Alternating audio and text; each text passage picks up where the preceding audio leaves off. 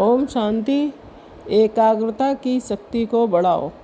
बाबा कहते बच्चे अपनी एकाग्रता की शक्ति को बढ़ाओ, क्योंकि कि समय के अनुसार की शक्ति की अत्यधिक आवश्यकता है।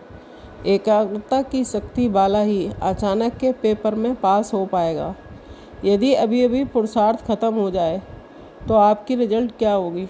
देखो बच्चे, पुरुषार्थ इसी तरह अचानक ही खत्म होगा, और जिस बच्चे ने स्व स्थिति के आसन पर अर्थात ऊंच सम्मान में स्थित रहने का और बाप को अपने संग रखने का अभ्यास किया होगा, वो ही अचानक के पेपर में पास होगा।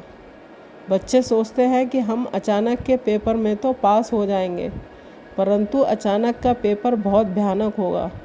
जिस बात में आप कमज़ोर हो, अचानक का पेपर उसी बात में आएगा, और वह समय स्वयं के साथ साथ बाप की याद भुलाने वाला होगा। वह समय ऐसा होगा जिसमें आप विस्मृत हो जाएंगे, अर्थात आप स्वयं की ही परिस्थिति में व समय के भाव में इतना ज़्यादा उलझ जाओगे कि स्वयं की याद व बाप की याद भूल जाएगी।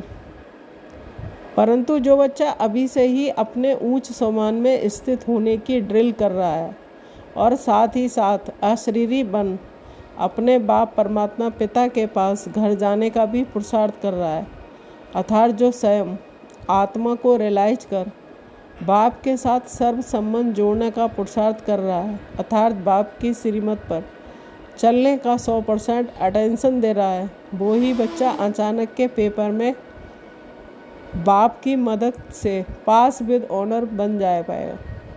इसलिए बच्चे स्मृति स्वरूप बनो, मन बुद्धि को एकाग्र करने का अभ्यास बढ़ाओ।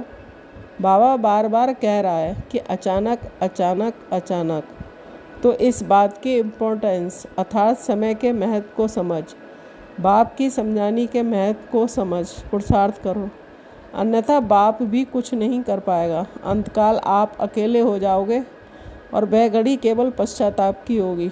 इसलिए सोच समझकर अपने एक एक सेकंड को सफल करो। अभी का पुरुषार्थ ही अंतिम विजय का आधार है। ओम शांति।